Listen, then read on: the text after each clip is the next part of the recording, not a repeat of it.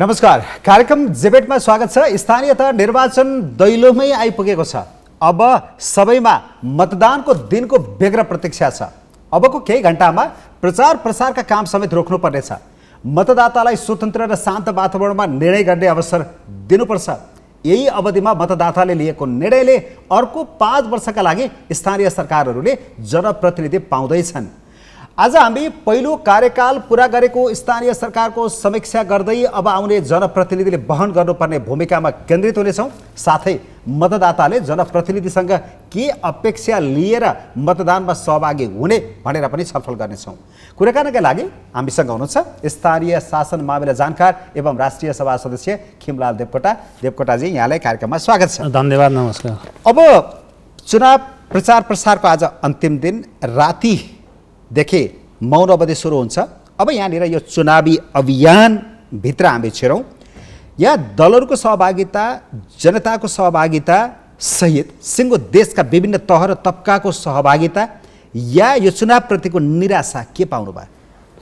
होइन, मलाई कस्तो लाग्छ भने अब यो त महत्त्वपूर्ण हो होइन। अब स्थानीय तहको अब हामीले पहिलो साइकल, अब यो हामी सङ्घीय शासन प्रणाली, हामी संविधान जारी गरिसकेपछि जुन सङ्घीय शासन प्रणालीमा हामी प्रवेश गयौँ होइन, सङ्घीयता हाम्रो लागि चाहिँ यो मेरुदण्ड नै हो। अब स्थानीय तहलाई हामीले राज्य शक्तिको अधिकार होइन, कार्यपालिकै, व्यवस्थापिकै, न्यायपालिकै सहितको अधिकारको हामीले स्थानीय तहलाई दियौँ। अनि त्यो अधिकार प्रयोग गरेका स्थानीय तहको दोस्रो चुनाव होइन। अब 3 दिनपछि चुनाव पनि हुँदैछ। अब आज रातिदेखि मौन अवधि पनि सुरु हुन्छ। यो समय, यो बिच होइन, अबको समय भनेको त सबैभन्दा महत्त्वपूर्ण समय हो क्या। यो समय भनेको त बिचमा हुन त अब बिचमा कस्तो छ भने अब मर्निङ सोज द डेज पनि भनिन्छ होइन। अब अहिले त आज अब राजनीतिक दलहरूको लगभग सबैको प्रोग्राम पनि सक्यो, देशव्यापी हामीले हेऱ्यौँ पनि, प्रोग्राम पनि हेऱ्यौँ होइन। अब एक खालको एउटा गठबन्धन छ होइन, सत्तारूढ दलहरूको एउटा आफ्नो गठबन्धन छ, विपक्षीहरूको पनि साना दलहरूसँग आफ्नो खालको गठबन्धन छ। मलाई के लाग्छ, यो एकदम उत्साह हो क्या। हामी डेमोक्रेसीको कुरा गर्छौँ होइन। अब हाम्रो यत्रो सङ्घर्षबाट प्राप्त गरेको संविधान हो नि त यो, किनभने नेपाली जनताको 7 सालदेखिको चाहना हो। अब हामीले विभिन्न खालका शासन व्यवस्था पनि हेऱ्यौँ। अब राणा शासन पनि हेऱ्यौँ, पञ्चायत, एकतन्त्रीय पञ्चायत पनि हेऱ्यौँ होइन, संवैधानिक राजतन्त्र पनि हेऱ्यौँ। र कहिलेकाहीँ मलाई के लाग्छ भने अब पहिला हामीले स्थानीय निकाय, पहिलाको स्थानीय निकाय पनि हेऱ्यौँ होइन। तपाईँसँग मैले पहिला पनि धेरैचोटि यो विषयमा हामी कतिपय छलफल गरेका छौँ होइन, सङ्घीयतामा गइसकेपछि छलफल गरेका छौँ। यो स्थानीयको रिस्ट्रक्चरिङको बेलामा पनि हामीले कति छलफल गरेका छौँ होइन। मलाई के लाग्छ भने यो पहिलो साइकल हामीले यो अप्ठ्यारो अवस्था हो क्या वास्तवमा। किनभने मैले यो व्यवस्थामा गइसकेपछि, यो संविधान जारी गरिसकेपछि अथवा स्थानीय तहहरू क्रियाशील भइसकेपछि, चुनाव भइसकेपछि क्रियाशील हुने न हो कतिपय कुराहरू त। 3 तहको चुनाव भइसकेपछि संविधान अलिकति क्रियाशील भइसकेपछि मैले एकदमै ठुलो अपेक्षा गरेको थिएँ वास्तवमा। यो वास्तवमा मुलुकले ठुलो फड्को मार्छ। किनभने हाम्रो संविधानले अब किनभने धेरै खालका चुनौतीहरूबाट अथवा विभिन्न खालका आन्दोलनबाट हामी यहाँनिर आयौँ भन्ने बित्तिकै संविधान जारी गऱ्यौँ होइन। अब मुलुकको उद्देश्य के हो भने संविधानमा स्पष्ट लेखिएको छ, विकास हो, समृद्धि हो, सुशासन हो, दिगो शान्ति भनेको छ। ठिक छ, त्यहाँनिर जाउँला। अब मैले यो अपेक्षा के, तपाईँको अपेक्षा, मेरो अपेक्षा, सिङ्गो नेपाली नागरिकको अपेक्षा है, त्यो जे हुनु पर्थ्यो भएको छैन होइन। तर अब यो चुनावले, किनभने अब हामी होइन, अब यो स्थानीय तहले केही राम्रो काम पनि गरेका छन्, चाहँदै होइन, उनीहरूले चाहँदै पनि कतिले गर्न सकेका छैनन्। त्यसको पछाडि धेरै कारणहरू पनि छ। तत्कालीन सरकारले कतिपय कुराहरूमा अब स्थानीय तह प्रदेश भनेको यो त्यसमा पनि आउला। तर यसका बावजुद पनि यो चुनावप्रति जनताहरू चाहिँ एकदम, किनभने पहिला कस्तो हुन्थ्यो भने लोकल डेमोक्रेसी भन्छौँ नि हामीले होइन, अनि सन्निकटताको सिद्धान्तकै प्रिन्सिपल अफ सब्सिडियरिटी भन्छौँ। अनि तपाईँ लोकल गभर्मेन्टको एउटा बेसिक फन्डामेन्टल प्रिन्सिपल छ क्या। एउटा बेसिक फन्डामेन्टल प्रिन्सिपल हामी यो नेसेसरी र सफिसियन्ट कन्डिसन भन्छौँ क्या। त्यो नेसेसरी सफिसियन्ट कन्डिसनको पहिलो बुन्दाले के भन्छ भने elected representative is the must भन्छ क्या। सुरुको कन्डिसनले पहिलो लोकल गभर्मेन्ट चाहिँ पिरियोडिक इलेक्सन हुनुपर्छ, चुनाव हुनुपर्छ होइन, अनि लोकली एपोइन्टेड चिफ अफिसरहरू हुनुपर्छ होइन, अनकन्डिसनल ग्रान्ट हुनुपर्छ। यो बेसिक फन्डामेन्टल प्रिन्सिपल हुनु क्या। त्यस कारण हाम्रो बेसिक फन्डामेन्टल प्रिन्सिपल भन्दा हामी करिब झन्डै 20 वर्षसम्म भन्नुहोस् न, झन्डै 20 वर्षसम्म स्थानीय निकायहरू, पहिलाको स्थानीय निकाय होइन। हुन त तपाईँले अहिलेको स्थानीय तहलाई पनि निकाय भन्दा केही फरक पर्दैन, किनभने संसारमा लोकल गभर्मेन्ट, लोकल बडी, सब नेसनल गभर्मेन्ट, सब सेन्ट्रल गभर्मेन्ट भन्ने चलन छ कि। तर कस्तो खालको संवैधानिक अधिकार प्रयोग गर्ने हो कि अथवा विकेन्द्रीकृत अधिकार? अझै गहिराइमा पछि जाउँला। तर तपाईँले पनि देखेको कुरा सिङ्गो देश विभिन्न क्षेत्र यो चुनावलाई लिएर उत्साहित छ होइन छ, एकदम यो उत्साहित। स्थानीय तह के हो यसले काम गर्छ कि गर्दैन भन्ने खालको त्यो ठुलो आशंका थियो पहिला। एक कार्यकाल पुरा गरेर दोस्रो कार्यकालका लागि जो चुनाव हुन गइरहेको छ यसमा चाहिँ उत्साह राम्रो देखिरहेको छ। उत्साह तपाईँले अर्को म जोड्छु, तपाईँकोमै जोड्छु मैले उत्साह कुरा गर्नुहोस्। हेर्नुहोस् न, तपाईँले हेर्नुहोस् न, अहिले प्रदेशका कतिपय सांसदले राजीनामा गरेर चुनावै लड्नु भएको छ पक्कै पनि हो। होइन। जस्तो तपाईँ उदाहरणैको कुरा गर्नु छ भने हामी होइन उस पोखराकै कुरा गरौँ होइन, त्यहाँ चुनाव लडिराख्नु भएको छ। यहीँ काठमाडौँकै कुरा गरौँ, यहाँ पनि राजीनामा गरेर चुनाव लड्नु भएको छ। भरतपुरकै कुरा गरौँ होइन, त्यहाँ पनि प्रदेशबाट राजीनामा गरेर चुनाव लड्नु भएको छ होइन। मलाई के लाग्छ भने अनि त्यति मात्रै होइन कि यहाँ केन्द्रमा मन्त्री भइसक्यो क्या कि, चाहे लालबाबु पण्डितले पनि विराटनगरको महानगर उहाँ पनि इच्छा जारी गर्नुभएको होइन, इच्छा जारी गर्नुभएको। यहीँ पनि काठमाडौँमा रामवीर मानन्दर केन्द्रीय मन्त्री उहाँ पनि इच्छा गर्नुभएको। यसको अर्थ के हो भने केन्द्रीय खालका ठुला नेताहरू होइन, ठुला नेताहरू अथवा केन्द्रीय स्तरमा मन्त्री भएकाहरू सांसद भएकाहरू होइन, प्रदेशको त राजीनामा गरेर भएका छन्। किन तल आकर्षण भयो तपाईँले हेर्नुहोस् न, किन यो सबैको आकर्षण स्थानीय तहप्रति भयो भन्ने पनि हामीले बहस गर्न जरुरी छ। अर्को बहसमा त्यो पछि गरौँ यो कुरा। त्यसकारण मैले भने यो अर्को जनताको सहभागिता पनि हेर्नुहोस् न, एक खालको दसैँको फ्लेभर आइरहेको छ कि मान्छेले आफ्नो ठाउँमा गएर मत हार्नका लागि चाहिँ टाढा टाढाबाट पनि अहिले आफ्नो स्थायी ठेगाना भएको ठाउँमा अथवा जहाँ मत हाल्ने ठाउँ छ त्यहाँसम्म गइरहेका छन्। तपाईँले हेर्नु भने काठमाडौँ या प्रदेशका राजधानीहरू धेरै खाली देखिन थालेका छन्, एक खालको सुनसानपन आउन थालेको छ। यसले पनि आकर्षण देखाएको होला नि त होइन, आशा हो नि त यो एकदम आशा। मलाई के लाग्छ भने काठमाडौँ भ्यालीमा कहिलेकाहीँ काठमाडौँ भ्यालीमा दसैँ तिहारको बेलामा सुनसान हुन्छ नि होइन, सडकहरू झन्डै आज होइन 3-4 दिन अझै बाँकी छ, आज सुनसान भइसक्यो काठमाडौँ हेर्नुहोस्। भनेपछि सबै आफ्नो घरमा पुगिसक्यो होइन, जाँदैछन् पुगिसक्यो भनेपछि यो उत्सव भन्नुहोस् न, हामी वर्ष दिनमा हाम्रो दसैँमा ठुलो उत्सव हुन्छ नि। किनभने यो ट्रेन भने नि तपाईँको 5 वर्षको ट्रेन हो क्या, यो छुट्टी छुट्यो क्या, कतिपय कुरा छुट्टी छुट्यो होइन। त्यहाँ चढ्नु पऱ्यो क्या, कोही ड्राइभिङ सिटमा बस्नेहरू पनि बस्नु पऱ्यो, बस्न प्रयास गर्नु पऱ्यो। यो कम्पिटिसन हो क्या। कहिलेकाहीँ हामी भन्छौँ नि कुनै बेलामा धर्वे शाहले लिगको दौडाइ, यो पनि दौडाइ हो क्या वास्तवमा, इलेक्सनको दौडाइ हो होइन। त्यसले गर्दा यो इलेक्सनको दौडाइमा भनेपछि यो सकारात्मक सन्देश नै दिएको छ, एकदमै पोजिटिभ भाइब्स छ अहिले देशमा, एकदमै छ। यो बुझ्नुभयो। अब अर्को चाहिँ अब दलहरू र आयोगको भूमिकामा जाउँ। फेरि दलहरूले चुनाव प्रचार प्रसारका क्रममा गरेका आचार संहिता उल्लङ्घनका घटना र ती घटनाप्रति आयोग अलि निरीह जस्तो देखिएको अवस्थालाई तपाईँको बुझाइ चाहिँ के हो? फेरि अब यसो छ, मलाई के लाग्छ भने हाम्रा संवैधानिक जुन अङ्गहरू हुन् नि, यहाँ निर्वाचन आयोग पनि निश्चित रूपमा जोडिन्छ होइन। संवैधानिक अङ्गहरू कमजोर भएका छन्, कमजोर बनाइएको छ हेर्नुहोस् होइन। यो हामी विगत, किनभने मैले भन्न खोजेको हामी 72 को संविधान जारी गरिसकेपछि 74 को 3 तहको चुनाव भइसकेपछि जुन समय होइन, कतिपय संवैधानिक आयोगहरू त अझै पनि होइन, अझै पनि अहिले कहीँ ग्याप छ कतिपय कुराहरू। र यसलाई जो सरकारमा गयो सरकारले आफ्नो अनुकूल चलाउने के, आफ्नै अनुकूल चलाउने, आफ्नै अनुकूल अनुसारको नियुक्ति गर्ने, कतिपय ती मुद्दाहरू पनि अदालतमा छ। त्यहाँ पनि अलिकति कस्तो छ भने अनि निश्चित रूपमा अलिकति ढुक्क हुन्छ नि कतिपय कुराहरू होइन। त्यो कतिपय कुराहरूमा अलिक स्वायत्त हो होइन, संवैधानिक अङ्गहरू स्वायत्त हो, कतिपय त्यो कमजोर छ भनेपछि तपाईँले कुरो बुझ्नुभयो होइन। भनेपछि निर्वाचन आयोग पनि त्यही गतिमा छ, संवैधानिक अङ्गहरू चाहिँ होइन, भोलि होइन के हुने हो कसो हुने हो भन्ने सबै यो खुकुरीको धारमा भन्छ नि कतिपय, त्यो धारमा लगभग सबै संवैधानिक आयोगहरू छन्। त्यो भित्रीको हामी भित्रतिर नजाउँ, त्यसले गर्दा होइन त्यहाँभित्र नजाउँ। अब कस्तो रह्यो भने अब सबभन्दा पहिले त्यो इन्स्टिट्युसन बलियो हुनु पऱ्यो होइन, त्यो इन्स्टिट्युसन बलियो हुनु पऱ्यो भनेपछि त्यहाँका पदाधिकारीदेखि लिएर कर्मचारीदेखि हरेक कुराहरू हुनु पऱ्यो। अर्को कुराहरू अनि कस्तो छ भने छोटोमा भन्न सक्नुहुन्छ त्यसलाई बलियो चाहिँ कसरी बनाउन सक्छ? मैले भन्न खोजेको के भने अघि मैले कतिपय स्वायत्तताका कुरा गरेँ होइन, नियुक्तिका कुराहरू गरेँ, अथवा तपाईँ अझै जानुहुन्छ भने कतिपय नियुक्ति भइसकेपछि होइन संसदप्रतिको जवाफदेहिता उत्तरदायित्वको कुरा गर्छ नि त हाम्रो संविधानले होइन। हरेक संवैधानिक आएका पदाधिकारीहरूको जवाफदेहिता भनेको संसदप्रति हो, संसदप्रतिको जवाफदेहिता भनेको त सार्वभौम सत्ता नेपाली नागरिकप्रति हो। किनभने अहिले सार्वभौम सत्ता नेपाली नागरिक त अहिले कस्तो भने हामी त हिन्दू संस्कार अनुसारको हामी चाहिँ कहिलेकाहीँ अथवा हिन्दू संस्कार जुनसुकै भए पनि हामी भगवानको विश्वास गर्छौँ क्या। अनि नागरिक भनेको भगवान देउता हो क्या। अहिले भनेको भगवान देउता। मैले यो किन जोड्दैछु भने तपाईँले अहिले यसो हेर्नुहोस् त, एक भोटले पनि चुनाव हारजित भएको छ, बराबर मतले पनि हारजित भएको छ। जस्तो 74 सालको स्थानीय तहको चुनावमा झापाको कमल नगरपालिका गाउँपालिकामा नेपाली काङ्ग्रेस र एमालेको बराबर मत हुँदाखेरि गोलाबाट एमाले चुनाव जितेको हो।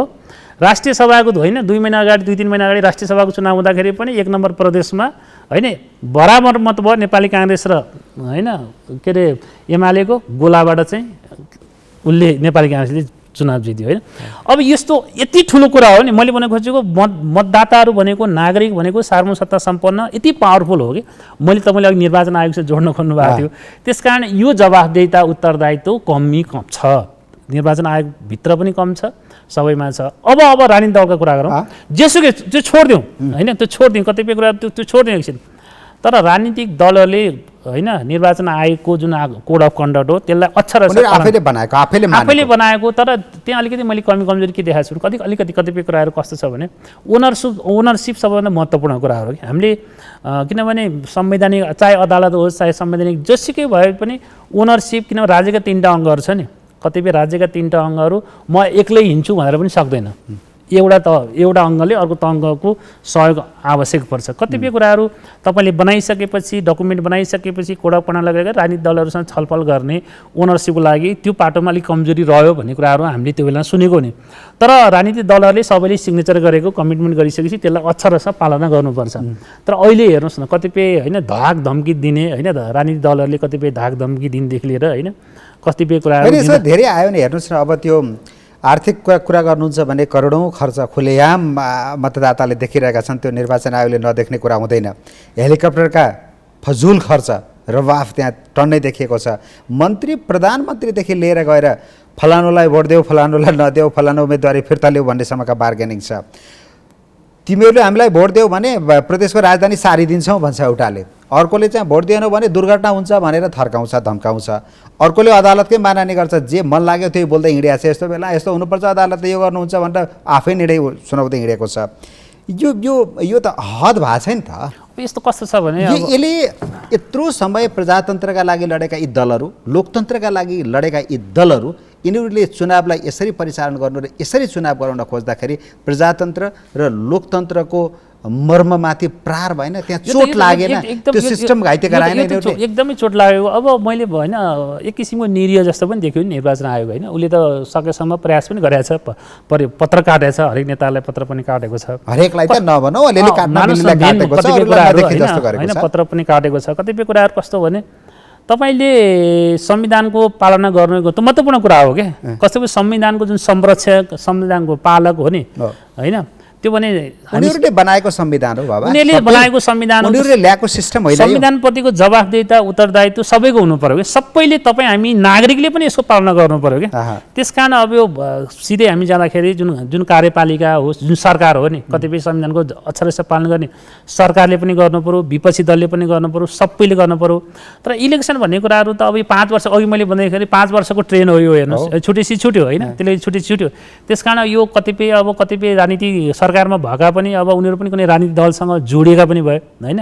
कतिपय जस्तो प्रधानमन्त्री हुनुहुन्छ, उहाँ पनि कुनै पार्टीको सभापति हुनुहुन्छ होइन होइन हरेक, तर उहाँहरूले के बोल्ने भन्ने त सबै थाहा छ त, यो सबै क्राइटेरिया तोकिएको छ त, सबै तोकिएको छ। तर उहाँले निर्वाचन आयोगसँग स्वीकृति लिएर सहमति लिएर त्यसको कोड अफ कन्डक्टदेखि लिएर के बोल्ने कुराहरूमा पनि अलि विचार गरेर क्या, बोल्ने कुराहरूमा पनि महत्त्वपूर्ण कुरा हेर्नुहोस् न, कतिपय कुराहरू तपाईँले आफै अहिले पनि भन्नुभयो होइन, अनि बोल्ने कुराहरूमा अलिक विचार गर्नु पऱ्यो क्या होइन। त्यसले गर्दाखेरि उहाँहरूले यो चेत्नु न किन, जनतामा यो खालको उत्साह छ, जनतामा अब आउने जनप्रतिनिधि र स्थानीय सरकारमा त्यो खालको अपेक्षा छ भनेको त एकदम सकारात्मक अपेक्षा हो नि। जनताले यही सिस्टमलाई मजाले स्वीकारिरहेको छ, यसैलाई फलाउन र फक्राउन चाहिरहेको छ।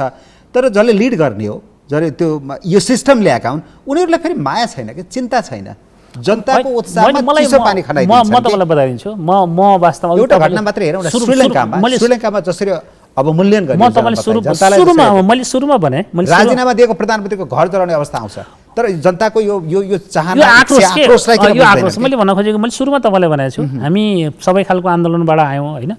अब हाम्रो अपेक्षा, मुलुकको अपेक्षा भनेको विकास हो, समृद्धि हो, सुशासन दिगो शान्ति हो भने राजनीतिक स्थिरता हो भने। अब हाम्रो कस्तो भने यत्रो परिवर्तन गऱ्यौँ, अनि नागरिकले के खोज्यो भनेको भन्दा हिजोको भन्दा अलिक इफेक्टिभ सर्भिस खोज्यो, हिजोको भन्दा क्वालिटी सर्भिस खोज्यो, हिजोको भन्दा एकाउन्टेबल सर्भिस खोज्यो, अथवा देशभित्र रोजगारी खोज्यो होइन, देशभित्र पनि क्वालिटी एजुकेसन खोज्यो, देशभित्रै होइन राम्रो स्वास्थ्य उपचारको कुरा खोज्यो होइन। अनि यो कतिपय निराश पनि छ कतिपय कुराहरू। अब इलेक्सनको कुरा गर्दाखेरि पनि यो सबै वातावरण बनाउने कर्तव्य दायित्व चाहिँ कसको भनेपछि सरकारको हो होइन।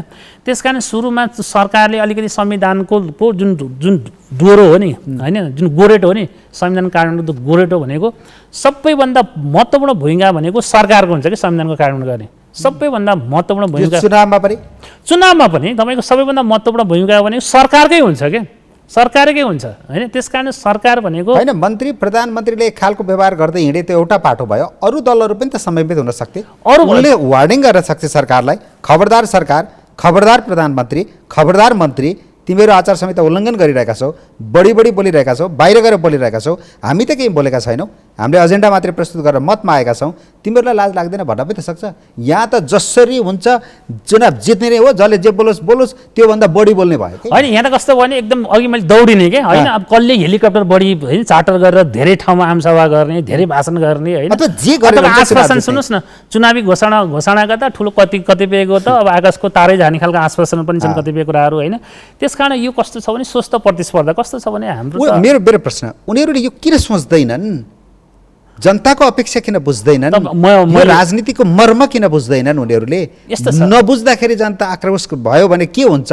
श्रीलङ्का हेर्दैनन्, राजीनामा दिएको प्रधानमन्त्रीको घर जल्छ बाबा। ठिक छ, मैले भन्न खोजेको यो भने जो सरकारमा बस्छन् एउटा कुराहरू है, हामी कहिले काहीँ यो विकेन्द्रीकरण कुरा गर्छौँ, मैले जोड्न खोजेको क्या। कहिले विकेन्द्रीको कुरा गर्छौँ, कहिले अधिकारको कुरा गर्छौँ, कहिले निक्षेपणको कुरा गर्छौँ होइन। यो कस्तो रहेछ भने जो सत्तामा छ नि, सत्तामा एबिसिडी जोसुकै होस् होइन, जो सत्तामा भइसकेपछि उसले सबै बिर्सिँदो रहेछ, सबै बिर्सिँदो रहेछ। ऊ सत्तामा भइसकेपछि ऊ हिजो सडकमा गरेको आन्दोलन होइन, मान्नुहोस् न एक किसिमको गठबन्धन भएको छ, कतिपय कुराहरू हेर्नुहोस् न गठबन्धन भएको छ। तपाईँलाई एउटै इक्जाम्पल दिन्छु मैले, प्रधानमन्त्री कार्यालयमा धेरै अधिकार केन्द्रीकृत भयो भनेर धेरै भाषण गरियो होइन। अहिले यो सरकार आउने बित्तिकै कम्तीमा प्रधानमन्त्री कार्यालयमा केन्द्रीकृत गरेका जे अधिकार भनेर पटक पहिला भाषण गरियो, त्यसलाई त सम्बन्धित ठाउँ खोइ त पठाएको हो भनेको जो आए पनि उस्तै रहेछ। तपाईँले बुझिहाल्नु मैले भन्नु शक्तिको केन्द्रीकरण, किनभने सबै सडकमा बस्दाखेरि होइन, सबै सडकमा बस्दाखेरि होइन है स्थानीयले अधिकार पाएन, प्रदेशले अधिकार पाएन भन्ने हामीले भन्न खोजेको चाहिँ चुनाव जित्न र सरकारमा जानका लागि जे पनि गर्न यिनीहरू त्यसले जे पनि गर्ने क्या। मानुस कस्तो मलाई के लाग्छ भने वास्तवमा यो अहिलेको संविधान के वास्तवमा मैले अघि पटक भनेको छु होइन, वास्तवमा मैले यो संविधान होइन, यो संविधानको अथवा यो व्यवस्थाप्रति हामीले यति धेरै एडभोकेसी गरेका छौँ क्या। किनभने यो हामी कतिपटक संविधान लेख्ने भन्नुहोस् न, कतिपटक संविधान लेख्ने, कतिपटक आन्दोलन गर्ने, कति मुलुकलाई प्रयोगशाला बनाउने क्या निमेशजी, कति मुलुकलाई प्रयोगशाला बनाउनुहुन्छ। कम्तीमा हामीले त यही व्यवस्थालाई सुदृढीकरण गर्ने हो नि। होइन कहाँ मिस्टेक छ, गलत छ, यसले गर्ने हो। निर्वाचन प्रणालीमा ठिक छ, यो हामीले बहस गरेका छौँ, सामाजिक सञ्जालमा आएको छ, विभिन्न पत्रिका आएको छ, यो पनि पोजिटिभ कुरा हो क्या। कम्तीमा व्यवस्थालाई हामीले यो व्यवस्थाको मैले त भनेको छु संहिताको विकल्प संहिता यो भन्ने गरेको छु मैले। अझ उत्तम हामी संहितामा जान सक्लौँ। यो कतिपय कुराहरू निर्वाचन प्रणाली एकदम खर्चिलो भयो भनेको छौँ। मलाई सुन्नुहुन्छ भने कतिपय जेसुकै भयो नि अलिक निर्वाचन प्रणाली छ नि अहिले कतिपय तपाईँले पहिलाको जस्तो सडकमा देख्नुहुन्न कि तुल होइन, ब्यानरहरूदेखि लिएर होइन पोस्टरहरू देख्नुहुन्न नि अहिले। तर अर्को पनि मलाई के लाग्छ भने सामाजिक सञ्जाल छ नि कहिलेकाहीँ यो विज्ञापन गर्ने होइन, यो विभिन्न सामाजिक सञ्जालमा होइन त्यसको विज्ञापन पनि त्यसमा पनि कन्ट्रोल गर्नुपर्छ भन्छु म। किनभने त्यसको पैसा पनि विदेश जाने भयो क्या कतिपय कुराहरू।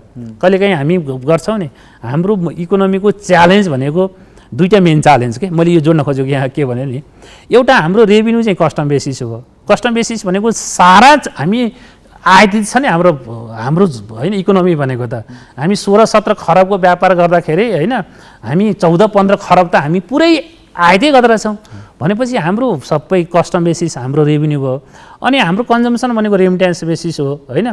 त्यसले गर्दाखेरि सबै पैसाहरू हाम्रो मुद्रा जति सबै विदेशतिर गयो। मैले यो जोड्न खोजेको के दलका नेता र दलहरूलाई भन्न खोजेको के मेरो प्रश्न यहाँ उठेको थियो कि पद्धतिलाई फैलाउँ, फुलाउँ, यसलाई सुसंस्कृत बनाऊ, तपाईँहरू आफ्ना ठाउँमा बस्नुहोस्, यसको मूल्य र मान्यता र मर्मभित्र बस्नुहोस् भन्ने बाट मेरो प्रश्न थियो। यही मैले भन्नु खोजेँ राजनीतिक दलले अझ एक कदम अगाडि गएर मैले भन्छु अझ एक कदम अगाडि गएर निर्वाचन आयोगले जे कडक बनाएर ल्याएको छ हामी यसलाई अक्षरशः पालना गर्छौँ, त्यो पालना गर्नु पर्थ्यो। अझ योभन्दा अझ बेटर गरौँ, अझ चुनावी प्रणाली अझ कति होइन कम थप संस्कार अझै देखाउन सकिन्छ, कम गर्न सक्छौँ भनेर अझ निर्वाचन आयोगलाई अझ सहयोग गर्नु पर्थ्यो कि राजनीतिक दलले। यो हेर्नुहोस् न दौडिया छन्, कुद्या छन् होइन। अब अर्को कुरातिर जाउँ।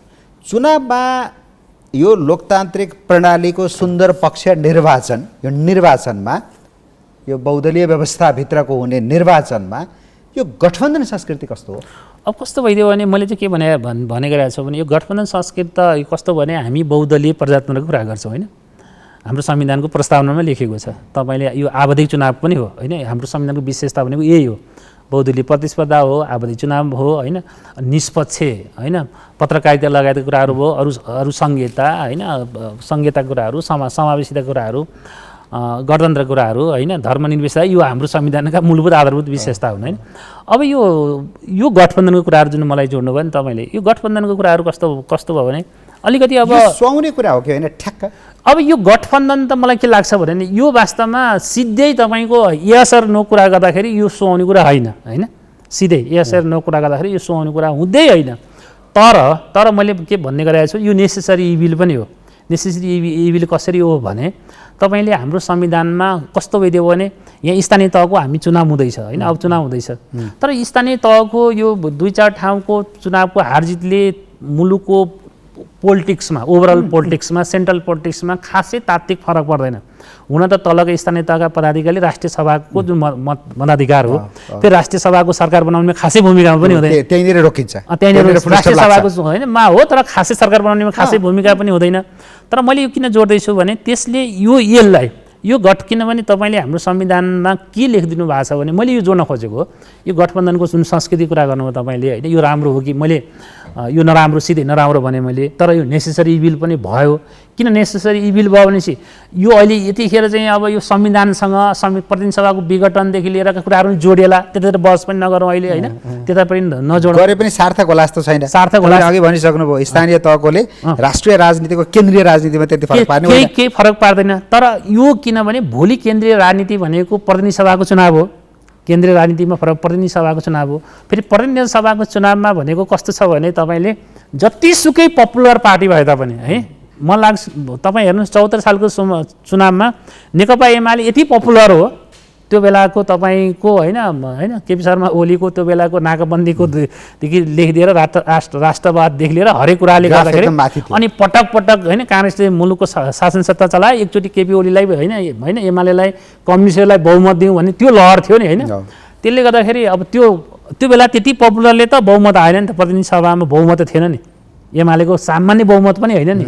तर माओवादी केन्द्रसँग मिलेर झन्डै 2/3 भयो होइन। तर मैले भन्न खोजेको के हो भने हाम्रो संविधानमा अब मैले जोड्न खोजेको यो किन नेसेसरी इभिल भयो भने यो गठबन्धन तपाईँले प्रतिनिधि सभामा हाम्रो निर्वाचन प्रणाली कस्तो राख्नु भएको छ भने प्रत्यक्ष निर्वाचन प्रणाली र समानुपातिक निर्वाचन प्रणाली राख्नु भएको छ। पहिला 47 सालको संविधानमा के थियो, प्रत्यक्ष मात्रै थियो। त प्रत्यक्षले गर्दाखेरि बहुमत आइहाल्थ्यो, कुनै दलको बहुमत आइहाल्थ्यो होइन। पटक एमालेको पनि बहुमत आयो होइन, काङ्ग्रेस पनि पटक बहुमत आयो। तर यो संविधानमा त्यो व्यवस्था समानुपातिक पनि छ, प्रत्यक्ष पनि छ। कुनै पनि दलको बहुमत आउँदैन। बहुमतको लागि कुनै पार्टीसँग मिल्नै पर्छ। हेर्नुहोस्, फर्स्ट फोर्स होइन, सेकेन्ड थर्ड फोर्सहरू मान्नुहोस् न, फर्स्ट फोर्सले सेकेन्ड थर्ड फोर्स। हाम्रो त्यो निर्वाचन प्रणालीले गर्दाखेरि पनि यो गठबन्धन बन्यो। ठिक छ, त्यो केन्द्रको हकमा अनि अब यो अब सुरुवात त गर्न पर्यो त होइन, सुरुवात त बनाउनु पर्यो। हुन त यो अहिले मैले अघि प्रतिनिधि सभा विघटन लगाएको कारणले गठबन्धनको कुराहरू भने होइन। त्यसकारण यो हामीले अब यो बस, किनभने अब तुरुन्तै कतिपय हामीले यो संविधान त भर्खरै क्रियाशील भएको 5 वर्ष भर्खरै भयो, स्थानीयको त 5 वर्ष भयो। तर अलिकति समानुपातिक र प्रत्यक्षको निर्वाचन प्रणालीका पनि आफ्ना सबल पक्ष पनि छन्, दुर्बल पक्ष पनि छन्। अलिकति हामीले निर्वाचन प्रणालीमा अलिकति सुधार गर्नै पर्छ। निर्वाचन प्रणाली भनेको यो विधिमा पनि ठिक छ, त्यसमा पनि धेरै कुरा उठेको छ। तर तपाईँको बुझाइ चाहिँ स्थानीय तहको निर्वाचनमा त कम्तीमा पनि गठबन्धन जरुरी थिएन होइन, जरुरी थिएन। तर सिंगल पार्टीहरू मैदानमा उत्रेको भए पनि यसले केही गर्नेवाला थिएन, राष्ट्रिय पोलिटिक्समा केही असर, केन्द्रीय राजनीतिमा केही गर्नेवाला थिएन। व्यवस्थाका लागि पनि खासै प्रभाव पार्ने एउटा भाइब के क्रिएट गर्छ भन्ने यिनीहरूले दलहरूले बेला कुरा गर्छन्, त्यो अर्को पार्ट हो। नत्र अरू असर गर्ने छैन। तर कस्तो छ भने अब तपाईँको फाउन्डेसन पनि हो नि, स्थानीय तह चुनाव भनेको फाउन्डेसन हो होइन। अझ स्थानीयको पालिका होइन, जस्तो हामी 753 स्थानीय तह पालिका छ, 753 × 2 1506 भयो होइन। तर मलाई लाग्छ त्यो 1506 जना भन्दा पनि सबभन्दा महत्त्वपूर्ण 6743 वटा वडा भन्छु कि मैले, वडा अध्यक्षहरू त्यो भनेको सबभन्दा पावरफुल भनेको। किनभने स्थानीय तह भनेको भोलि प्रतिनिधि सभा र प्रदेश सभाको चुनाव जित्नलाई पनि स्थानीय तह त भोलि यो फाउन्डेसन त बलियो बनाउनु पऱ्यो होइन गठबन्धनको संस्कृति दलले सोचे त्यही होला दलले सोचेको त्यही हो त्यति होइन त त्यही हो दलले जगबलियो बनाऊ आफ्नो पोलिटिकल बेस बनाऊ भन्ने त होला नि बेस त्यही हो कुन स्थानीय त कुन पार्टीको हो भन्नेबाट त्यसले त चाहिँ अब अगाडि हिसाब गर्न सजिलो हुन्छ र त्यो एउटा भाइब ल्याउन सजिलो हुन्छ भन्ने होला त अर्को कुरा चाहिँ यो गठबन्धन भन्ने मैले एउटा गठबन्धनको सत्ता गठबन्धनको मात्रै कुरा गरेको छैन अर्को पक्षको एमालेको गठबन्धन पनि सके जति जोसँग पनि छ राप्रपासँग पनि छ सबैसँग गठबन्धन छ जसले जुन जुन हैसियतमा सके गठबन्धन त्यही हैसियतको बनाएका छन् तेरो सबै गठबन्धनको कुरा गरेको मैले यहाँ गठबन्धन भन्ने त्यो घोषणापत्र फेरि छुट्टा छुट्टै यो के गाई यात्रा हो अब यस्तो छ अब कस्तो मलाई के लाग्छ भने घोषणापत्र चाहिँ जरुरी हो हेर्नुहोस् है म बताउँछु है घोषणापत्र नेसनल राजनीतिक पार्टीले घोषणापत्र लेख्नै पर्छ त्यो घोषणापत्र गाइडिङ प्रिन्सिपल हो क्या त्यो गाइडिङ प्रिन्सिपल मैले किन भन्दैछु भने मानुस उदाहरणको लागि अहिले अराउन्ड 250वटा स्थानीय तहमा को केन्द्रसम्म पक्की सडक छैन क्या अनि यहाँ राजनीतिक दलले लेख्नु पर्यो क्या पालिकाको केन्द्रसम्म पक्की सडक बनाउने हो अथवा मानुस विद्यालय कतिपय ठाउँमा विद्यार्थीहरू विद्यालय जाँदैन हरेक किनभने हाम्रो संविधानले त मौलिक हकमा 8 क्लाससम्म अनिवार्य निःशुल्क पनि भनेको छ कतिपय कुराहरू +2 निःशुल्क पनि भनेको छ हरेकलाई विद्यालय पनि जानु पऱ्यो होइन हरेकलाई हामी खानेपानीको सुविधा पनि दिन्छौँ भन्नु पऱ्यो यी कतिपय फन्डामेन्टल कुराहरू लेखिदिनै पर्छ कतिपय होइन अनि हरेक पालिकामा स्वास्थ्य चौकी फरक गठबन्धन भनेपछि फरक पार्टी घोषणापत्र किन चाहिन्छ त्यस कारण गठबन्धन भइसकेपछि गठबन्धनको घोषणापत्र भने भएन अब त्यो त तपाईँले भने तपाईँले सही नै भन्नुभयो तर कस्तो भयो भने अब हरेक पार्टीहरू आफ्नो दर्शनबाट भयो नि होइन कतिपयको आफ्नो दर्शन पनि किन चाहियो मेरो प्रश्न त त्यहाँ हो होइन त्यो पोलिटिकल त्यो प्रिन्सिपल छुट्टै किन चाहियो अब नेसनल लेभल किन चाहियो नेसनल लेभलमा मलाई लाग्छ अलग अलग बनाएका छन् कतिपय तर महानगरको जहाँ तपाईँले पालिकाहरूमा हेर्नुभयो भने त सँगसँगै जस्तो मानिस पोखरामा होइन त्यहाँ अलगै घोषणापत्र निकालेका छन् काठमाडौँमा अलगै जहाँ चुनावमा कहीँ सम्झौता पनि छ लोकल लेभलमा जहाँ जोइन्टली चुनाव लडाइछन् त्यहाँ जोइन्ट खालको पनि छ नेसनल लेभलमा अलग अलग पनि छ अब यसलाई चाहिँ अब होइन त्यसले गर्दाखेरि तर गर्ने काम जेसुकै भए तापनि हाम्रो संविधानले के भनेको छ भने संविधान पनि मूल कानुन हो नि त संविधान मूल कानुन हो त्यस कारण राजनीतिक दलको घोषणापत्र नै मूल हो क्या राजनीतिक दलको लागि उसले आफ्नो चुनाव जितेर गइसकेपछि उसको मूल डकुमेन्ट भनेको आफ्नो मूल पार्टी गर्यो भने होइन त्यो घोषणापत्र सम्झियो भने चुनाव जितेपछि फर्के फेरि दोहोऱ्याएर पढ्यो भने अनि अर्को कुरा चाहिँ यो स्थानीय तहको निर्वाचनमा हामी गठबन्धनको कुरा गऱ्यौँ दलीय प्रतिस्पर्धा चरम प्रतिस्पर्धाको कुरा गरिन त यहाँनिर अर्को चाहिँ स्वतन्त्र रूपमा यसलाई निर्वाचन प्रणालीमा लैजाउँ दलबाट होइन दलीय प्रतिस्पर्धा होइन स्वतन्त्र उम्मेदवार उठाएर स्थानीय तहको चुनाव गरौँ भन्ने कुरा पनि आइरहेछ यो कस्तो लाग्छ अब यो मलाई त के लाग्छ भने हामी जुन व्यवस्थामा छौँ नि यही व्यवस्थालाई करेक्सन गर्दै जाने हो है मैले भन्न खोजेको के हो भने हाम्रो प्रधानमन्त्री सिस्टम छ यहाँ कमी कमजोरी छ यसलाई सुधार गरौँ होइन स्थानीय तहमा हामीले पहिला एकात्मक व्यवस्था पनि त्यो यही प्र्याक्टिस गरेको हामीले एकात्मक व्यवस्था पनि त्यही प्र्याक्टिस गरेको कस्तो छ भने अब तपाईँले हेर्नुहोस् न स्थानीय तहमा हिजो चुनाव जो जितेका छन् अनि रातारात ओभरनाइट चाहिँ दल परिवर्तन गरेका छन् अर्कोमा गएका छन् कतिपय कुराहरू अब त्यो भइदिए त धेरै राम्रो त्यो भइदिए त त्यो राम्रो कम्तीमा स्थानीय तहलाई स्वतन्त्र रूपमा उठ्न देऊ स्थानीय तहका मान्छेहरू जसलाई मन लाग्छ उठ्छ उनीहरूले जित्छन् जनताले त्यस्तैलाई चुन्छन् यसमा दल बाहिर बस्छ होइन मलाई त होइन यसमा त बस छलफल गर्न सकिन्छ होइन यो त राम्रो हो कि हामीले यो हामीले त अलिकति छलफल पनि यो होइन गरेका छौँ यो विषयमा कतिपय कुराहरू यो होइन मलाई लाग्छ संसदमा पनि यो विषयले प्रवेश पाउनुपर्छ भनेका छौँ हामीले कतिपय सम्भवतः यो प्रवेश पनि होला तर मलाई व्यक्तिगत रूपमा यो छलफल बहसमा आछ होइन यो बहसमा पनि ल्याउनुपर्छ कतिपय कुरा कमी कमजोरीहरू छन् यसलाई बहसमा पनि ल्याउनुपर्छ तर मैले अहिलेको जुन राजनीतिक दलहरूको जुन तपाईँले यो उनीहरूको जुन व्यवहार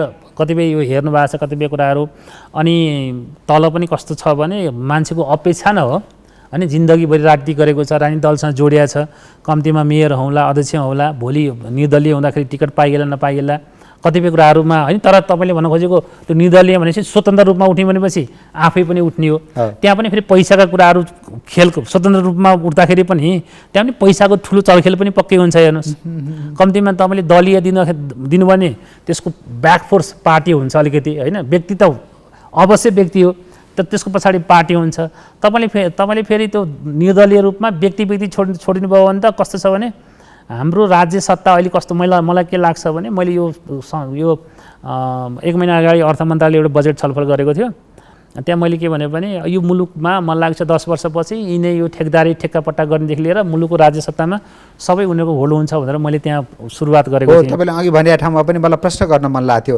दलको राजनीति गरेकाहरूले होइन एउटा लक्ष्य राख्छन् मेयर बनाउला अध्यक्ष बनाउला भन्ने, त्यो स्वाभाविक, तर त्यो त भएन नि त। तपाईँ जनपछि अन्त्य हुँदै गयो नि त। ठेकदार व्यापारी तस्कर जसले पैसा दिन सक्छ उसले मात्र टिकट पाउने, उसले जित्ने स्थिति त बढी भयो नि त। फेरि अहिले राजनीतिक पार्टीमा पनि तपाईँले देख्नु भएको छ नि, पार्टीको सभापति हुनलाई पनि हामीले कति खर्च गरेका भनेका छन्। अनि ती खर्च गरेर अध्यक्ष सभापति उनले टिकट पक्कै पनि त्यसै दिएको छैन होला, अनि त्यो टिकट लिएर चुनाव लड्ने होला। अनि निर्दलीयतामा हरेकको तपाईँको सबल र दुर्बल, किनभने हरेक सिक्काको दुई पाटा हुन्छ होइन, हामी गाई त्रिशूल जस्तै हरेक सिस्टमका सबल र दुर्बल हुन्छन् कि। निर्दलीयमा पनि त्यही हो क्या। त्यसले गर्दाखेरि जो पैसा भोलि खर्च गर्न सक्छ त्यो होइन व्यक्तिहरू, अनि व्यक्तिमा प्रतिस्पर्धा हो, त्यही आउने भयो क्या। त्यसले गर्दाखेरि त्यसैले जित्ने भयो। त्यस कारण मलाई लाग्छ त्यसमा अब बहस छलफल भएको छ, यो ठिकै छ, यसलाई सकारात्मक हेरौँ। तर यसैमा अहिलेको सिस्टममा, किनभने हाम्रो संविधानले बहुदलीय भनेको छ होइन, बहुदलीय प्रतिस्पर्धात्मक भनेको छ कतिपय कुराहरू, त्यस कारण हामीले यही सिस्टममा सुधार गरौँ। त्यस कारण हामी त्यसो हो भने चाहिँ यो दलले मात्र भोट माग्ने व्यवस्था गर्दा के हुन्छ? उम्मेदवारहरूले यो पैसाको खोलो बगाउनु पनि पर्ने थिएन र बगाउने पनि थिएनन् होइन। यो करोडौँ अरबौँको खर्च गर्न पर्ने स्थिति पनि आउँदैन दलले भोट माग्ने स्थिति। अनि यो त ठिक छ, अब दलले माग्ने अनि कतिपय कुराहरू त्यो भनेको त समानुपातिक जस्तै पनि हुने भयो। कतिपय कुराहरू उम्मेदवार पनि बाहिर डिस्क्लोज नगर्ने होइन, दलले माग्ने पछि त्यो गोप्य रूपमा अथवा निर्वाचन आयोगलाई दिने होइन। त्यसले गर्दाखेरि मलाई लाग्छ यी सबैको कतिपय कुरो हाम्रो त कस्तो छ भने यहाँ पनि कतिपय कुरो पारदर्शिताको कुरा गर्छ नि। कतिपय कुराहरू नेताले खोल्तीबाट होइन, अहिले तपाईँले हेर्नुहोस् न, हाम्रो त मलाई त अझ मलाई के लाग्छ भने तपाईँले अझ मलाई एक कदम अगाडि गरेर त मलाई के लाग्छ भने जो कार्यकारिणी पोजिसन हो भने अझै सुधार गर्ने हो भने यसमा हामीले सुधार गरौँ होइन। जस्तो मेयर अथवा उपमेयर अथवा वडा अध्यक्ष जोसुकै होस्, चाहे प्रधानमन्त्री होस्, चाहे पार्टीको भाइटल पोजिसन कार्यकारिणी पोजिसन होस्, तथा राज्यको सुविधामा लगातार दुई पद भइसकेपछि दोहोऱ्याउनु नपाउने, कम्तीमा 1 वर्ष ब्रेक हुनुपर्ने है। यसरी हामी सुधार गर्न सक्छौँ क्या। यहाँ त कस्तो भइदियो भने तपाईँले हेर्नुहोस् त रातारात दल परिवर्तन गराएका छन्, उम्मेदवार दिएका छन् होइन। अब यस्तो अलिकति मलाई हुन त यो कस्तो भइदियो भने अब हरेक सिस्टम यो पनि डेभलपमेन्ट भन्छु क्या मैले, यो पनि डेभलपमेन्ट हो। हेर्नुहोस् डेभलपमेन्ट ओभरनाइट पनि हुँदैन हेर्नुहोस्, किनभने हिजो हामीले चुनावको जुन प्रणाली सिस्टम हो नि, तपाईँले अलिकति हेर्नुहोस् हामीले संसदीय चुनावमा अलिकति रिफर्म चाहिँ भएको छ, चेन्ज हो। यो संविधान जारी भइसकेपछि होइन, यो व्यवस्था आइसकेपछि अलिकति चुनावमा संसदीय चुनावमा अलिकति पहिलाको भन्दा तपाईँ 74 सालको चुनावको भन्दा केही सुधार पक्कै पनि भएको छ होइन। तर यहाँ पनि खर्चिलो कुरा छ। फेरि अब यो दलले मात्रै भोट माग्दाखेरि पनि अर्को समस्या के हुन सक्छ भने आफूले भोट दिएको मान्छे चिनेर दिएकोले त भोलि गल्ती गर्दाखेरि त जनताले प्रश्न गर्ने, मतदाताले प्रश्न गर्ने डाइरेक्ट ठाउँ त भेट्छ। तर यहाँनिर त फेरि दलले पठाएको मान्छे को आएको प्रश्न गर्न पनि अप्ठ्यारो पर्छ। जनताप्रतिको जवाफदेहिता उत्तरदायित्व भने दलप्रतिको नेताप्रतिको जवाफदेहिता उत्तरदायित्व भयो क्या। त्यहाँ फेरि त्यही टिकट पाउनलाई पनि होइन पैसा खर्च गर्न पनि हरेक कुराहरू हुनसक्छ कि। त्यो भने जनतासँगै सार्वभौम सत्ता सम्पन्न नागरिक भनेको त्यही त हो नि, जनतामै जाने, जनतासँग भिज्ने, त्यो हुनु पर्यो। अर्को कुरा चाहिँ यो चुनावका नाममा देशै ठप्प पार्ने, मन्त्री आफ्नो काम छोडेर बाहिर दौडिरहेछ, प्रधानमन्त्री बाहिर गएको छ, 1 हप्तासम्म बाहिरै बस्छु भन्ने, जे काम परे अब चुनाव पछि गर्छौँ भन्ने, स्थानीय चुनाव हो बाबा, यस्तो पनि हुन्छ। अब मलाई के लाग्छ भने सबै त्यही एकै मुलुक ठप्प, तपाईँले ठप्प गरौँ न यसरी, मुलुक सुहाउँदो कुरा हो। मुलुक ठप्प भएको छ होइन, मुलुक ठप्प भएको छ। मैले अघि भन्दैछु कि हामी यो किनभने यो पहिलो साइकलबाट दोस्रो साइकलमा बिस्तारै प्रवेश गर्दैछौँ। तपाईँलाई मलाई लाग्छ अबको 1-2टा चुनावपछि तपाईँले यो पाउनुहुन्न, निश्चित रूपमा यो पाउनुहुन्न है, निश्चित रूपमा पाउनुहुन्न। के पाइँदैन भनेको यसरी ठप्प हुने अवस्था, यो ठप्प हुने सबै शक्ति यसैमा लाग्नुपर्ने अवस्था हुँदैन, बिस्तारै सुधार हुँदैन निश्चित रूपमा बिस्तारै। किनभने अहिले पनि हामी कुनै लेसन हामीले सिकिरहेको छौँ कतिपय कुराहरू, कतिपय मानिस संहिता कानुनमा पनि समस्या भयो, खर्चिलो भयो होइन, प्रदेशमा बढी मन्त्रालय भए, बढी मन्त्री बनाएका छौँ, हामीले प्रश्न उठिरहेछ, हामी त्यसमा हामी सुधार गर्नुपर्छ। म आफै प्रस्तावक भएर राष्ट्रिय सभामा सङ्कल्प प्रस्ताव हामीले दर्ता गरेका छौँ होइन, हामीले भनेका छौँ प्रदेशको मन्त्रीको सङ्ख्या होइन प्रदेश सभाको 10% झार्नुपर्छ भनेको छौँ। सकेला नसकेला आफ्नो ठाउँमा छ, बिस्तारै। तर स्थानीय चुनावको नाममा देशै ठप्प पार्ने यो के हो भने यो गलत हो। प्रधानमन्त्री बाहिर गएर बस्ने यो गलत हो। प्रधानमन्त्रीले समय दिनु भएको छैन अफिसमा, मन्त्रीहरूले दिन पाउनु भएको छैन। तर हाम्रो चाहिँ कस्तो लाग्छ हाम्रो चाहिँ संस्कारको तपाईँलाई म यो सिंहदरबारको मन्त्रालयमा लामो समय बसेको, पुलिस लेभलमा बसेर काम गरेको अनुभवले पनि म बताइदिन्छु तपाईँलाई।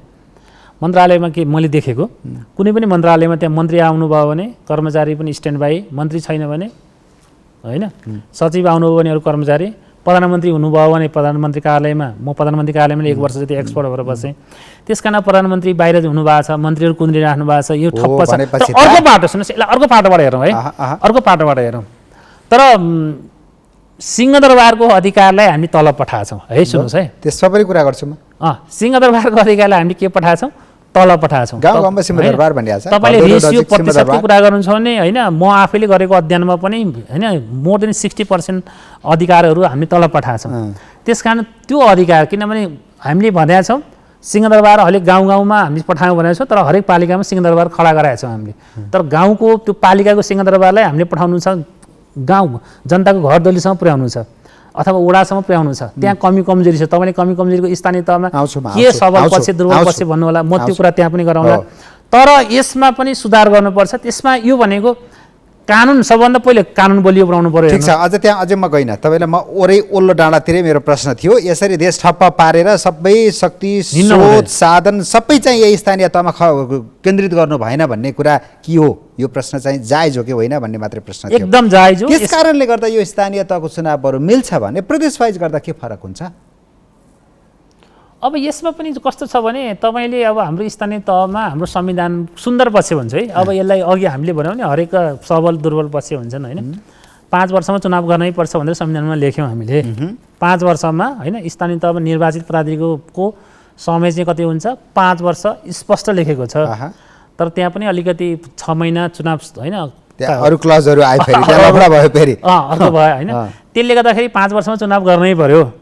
तपाईँले प्रदेशमा गर्नुभयो भने संविधानले संशोधन गर्न पनि सकिन्छ नि त। यसरी सबै देशै एकैतिर लाग्ने अवस्था आयो भने प्रदेश वाइज चुनाव गर्ने गरेर पनि त व्यवस्था मिलाउन सकिन्छ। प्रदेश वाइज पनि गर्न सकिन्छ। त्यसकारण तपाईँले त्यसले गर्दा के बिग्रिन्छ? जहाँ सजिलो जसरी हुन्छ समय निश्चित तोक्ने 15-20 दिन 1 महिनामा जति जति फरक हुन्छ गर्दै जाने। यसको लागि त मैले माने अब प्रदेशगत रूपमा पाठ पनि गर्न सकियो कतिपय कुराहरूमा। त्यसको लागि चाहिँ संविधान संशोधन गर्नुपर्छ। हेर्नुहोस्, किनभने करेक्सन गर्नै पर्यो। 5 वर्ष भन्यो भने हामीले होइन 5 वर्षमा त चुनाव गर्नै पर्यो। तपाईँले प्रदेश भन्दाखेरि कहाँ एकैचोटि चुनाव नगरेर पटपट पनि गर्ने, यस्तो खर्च बढाउने पनि भन्ने क्वेसन आउन सक्छ नि। यहाँ त क्वेसन पनि भयो नि होइन। 3 तहको चुनाव एकचोटि किन नगर्ने भन्ने बहस पनि भयो होइन। त्यसले खर्च कम हुन्छ। अनि कहाँ यो प्रदेशमा एकैचोटि चुनाव, त्यसले त यस्तो छ नि हाम्रो त फेरि। अनि तपाईँले के अरे ल हामी अहिले बागमती प्रदेशमा छौँ, यसरी फरक गर्दा अनि यो रिजल्टले गर्दाखेरि पनि होइन, रिजल्टले प्रभावित हुन्छ बुध गर्दैन भन्ने पनि छ नि। तपाईँको यहाँ काठमाडौँको रिजल्ट आउला, ललितपुरको रिजल्ट आउला, स्रोत साधन शक्तिको दुरुपयोगको कुरा अनि मानव सुदूरपश्चिमको चुनावले पछाडि यहाँ गर्नु भने कहाँ यहाँ काठमाडौँतिर त सबै फलानु पार्टीले जित्यो भने त्यो लहर पनि हरेक कुराहरू छ क्या होइन।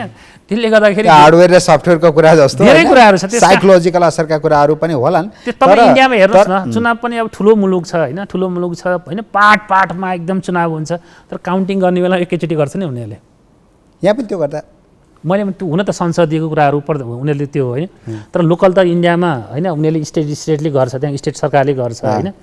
तर हामी कहाँ कस्तो भइदियो भने यो के हामी त अब भर्खरै धेरै अभ्यस्त त भएको छैन नि हामी, धेरै अभ्यस्त भएको छैन। तपाईँले भनेको कुराहरू चाहिँ जायज छ। तर अहिले होइन यो चुनावलाई अलिकति हामीले अलिक व्यवस्थित गरौँ, मन्त्रीहरू यसो कुन्दन दिने, निर्वाचन आयोग पनि अलिक बलियो होस्, कोड अफ कन्डक्ट पनि बनाऊ होइन।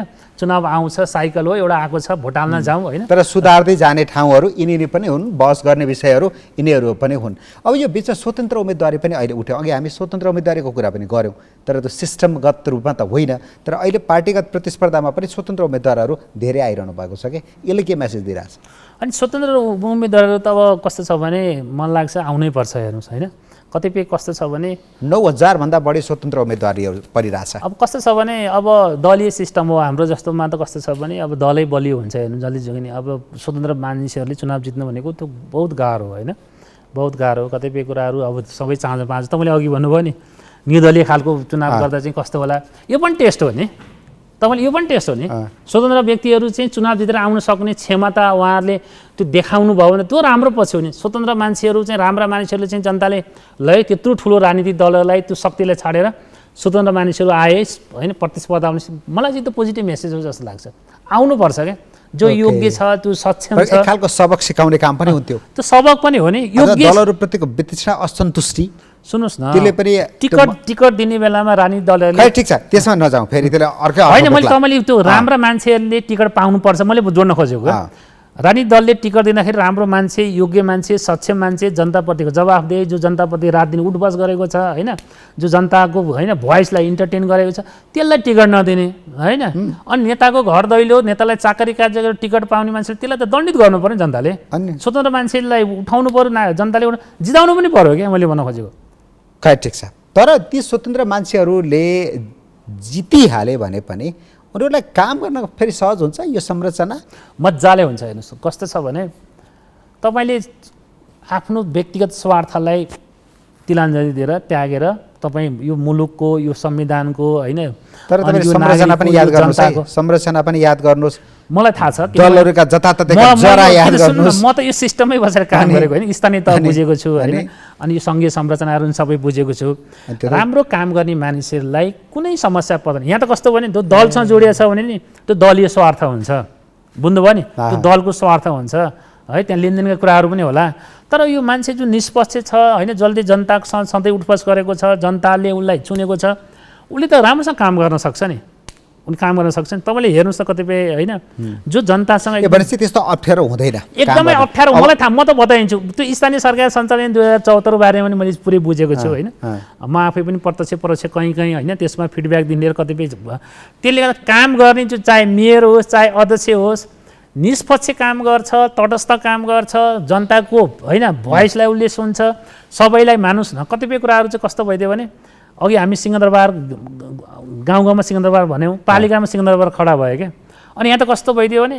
एउटै पार्टीको मेयर छ उपमेयर छ त्यो बोलचालै तपाईँले खोज्नुहोस् 5 वर्षसम्म बोलचालै नभएको पनि पाउनुहुन्छ तपाईँले एउटै पार्टीको पनि होइन तर फरक पार्टीको छ भने के छ भने मजासँग मिलेका छन् अझ स्वतन्त्रतिर जानुहोस् अझ राम्रो छ अझ तपाईँले त्यहाँ तपाईँले अझ पनि अब ऊ हेर्नुभयो भने महिला पुरुषको हेर्नुभयो भने त महिलाहरूको एकदम राम्रो पनि तपाईँ यदि करप्सनको हेर्नुहोस् भन्यो भने महिलाहरूले काम जहाँ होइन जिम्मेवारीमा बसेका छन् अवसर पाएका छन् त्यहाँ बहुत राम्रो पनि गरेका छन् अघि भनेको चाहिँ मलाई एकदम बिजाइरहेको कुरा चाहिँ सिंहदरबारलाई नजिक लैजाने अथवा सिंहदरबारमा हुने सेवा सुविधा चाहिँ घर दैलोको नजिक हुने भन्ने न भने कन्सेप्ट त तर त्योभन्दा पनि यो सिंहदरबार धेरै भने त्यो भन्न खोज्दै हुनुहुन्छ यस्तो मैले भन्न खोजेको त्यो होइन मैले भन्न खोजेको के भने हामीले हाम्रो संविधानले राज्यको शक्ति भन्यो कि राज्यको शक्तिलाई 3 तहको सरकारमा विभाजन गर्यो होइन 3 तहको सरकारमा विभाजन गर्यो होइन सङ्घ प्रदेश स्थानीय तह भन्यो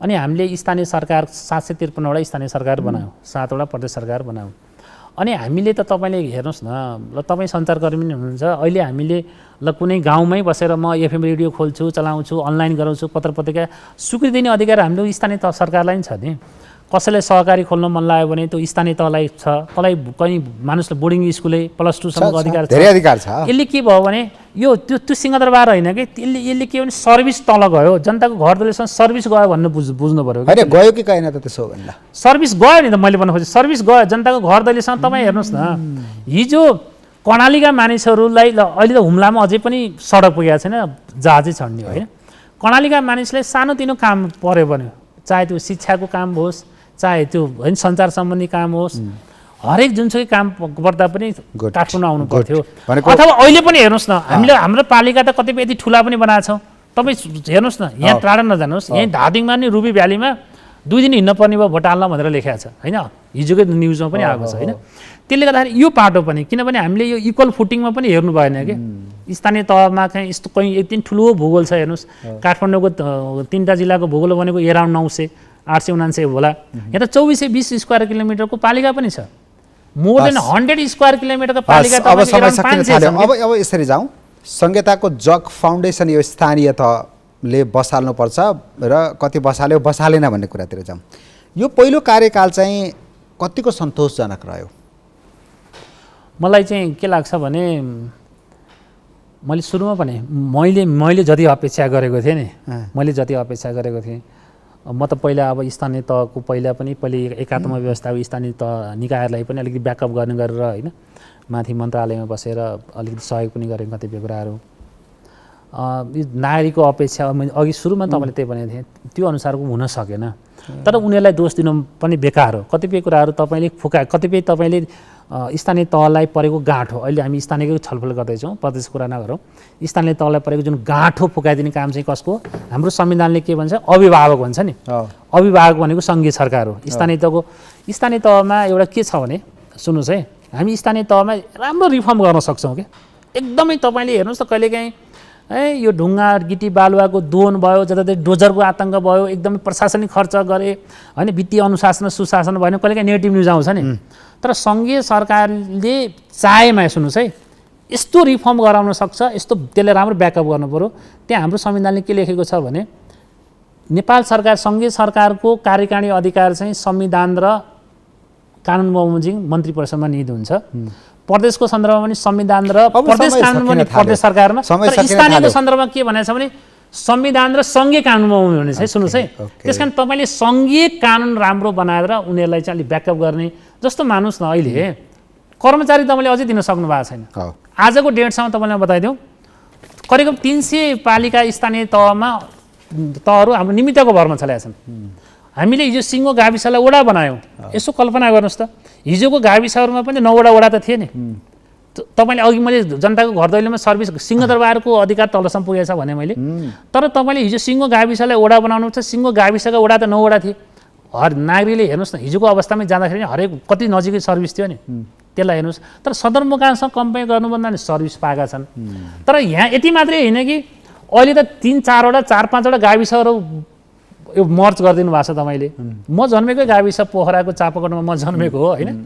अनि त्यो सिङ्गो 2टा गाविस, एउटा त भदौरे भन्नेको 4 वटा वडा र अर्को त्यहाँ हेर्नुहोस् अझै त्यो जनतालाई सर्भिस अझै मान्छे कति गाह्रो छ हेर्नुहोस् त। भूगोल पनि त्यस्तै ठुलो छ। गर्न पर्ने काम धेरै छन्, तर पहिलो कार्यकालमा कानुन बनाउनु पर्ने अवस्था थियो, बस्ने ठाउँ थिएन, कुर्सी थिएन होइन, कुनै बिल्डिङहरू थिएनन्। यी कुराहरूको फाउन्डेसन त तयार भयो, जग त तयार भयो होइन। अबको दोस्रो टिम जो जाँदैछ उसलाई काम गर्न त धेरै सहज छ कि छैन, गाह्रै छ, यति मात्रै? अब मलाई लाग्छ मलाई त व्यक्तिगत रूपमा पहिला पनि त्यति ठुलो गाह्रो त थिएन हेर्नुहोस् होइन, त्यति ठुलो गाह्रो थियो। किन भन्नुहोस् न, पहिला पनि गाविसहरू थिए, गाविसका होइन वडाहरू थिए, कतिपय गाविसका भवनहरू थिए, कतिपय कस्तो भइदियो भने अपेक्षा हुन्छ नि, अपेक्षा होइन कतिपय। अनि तपाईँले संवैधानिक अधिकार भन्नुभएको छ, तर कानुन हामीले ढिलो पठायौँ होइन, कर्मचारी समायोजन ढिलो गऱ्यौँ, अनि सङ्घीय कानुन लगायत विषयगत कानुनहरू अझ हामीले बनाएनौँ। अब ठ्याक्कै दोस्रोलाई भन्नु, दोस्रोलाई के छ? यो कार्यकाल सम्हाल्न जाने जनप्रतिनिधिलाई कति? अबकोलाई त धेरै सजिलो छ कि। कतिपय तपाईँले अघि पनि फाउन्डेसन बनाएको छ, कतिपय पालिकाको केन्द्र बनाएका छन् होइन, केन्द्र पनि भवनहरू बनाएका छन्, वडावडा बनाएका छन्, केही भयो नि कर्मचारी समायोजन भएको छ होइन, समायोजन भएको छ, बस्ने ठाउँ छ, अनि स्रोत साधन चाहियो भने प्रशस्त गर्न सक्छ। चाह्यो भने प्रशस्तै होइन कि यति तपाईँको सुरुमा त होइन 1 गियर 2 गियरमा त चलाउने अवस्था, अब त तपाईँको 4-5 गियरमा मात्रै मजाले चलाउन सक्नुहुन्छ। तर अझै पनि कर्मचारीकामा होइन कतिपय कुराहरूमा समस्या छ। निजामती सेवा कानुन अझै पनि आइदिएको छैन हेर्नुहोस् त। हामी ठुल्ठुलो कुरा गर्छौँ, त्यो निजामती सम्बन्धी कानुन अझै पनि आएको छ। यो विषयमा बहस त अझै पनि हामी गर्न पाउँछौँ। 5 वर्ष कार्यकाल रनिङ हुँदै गर्दा पनि बहस गर्न पाउँछौँ। आजको लागि त समय सकियो। धेरै धेरै धन्यवाद छ। हस् धन्यवाद। धन्यवाद।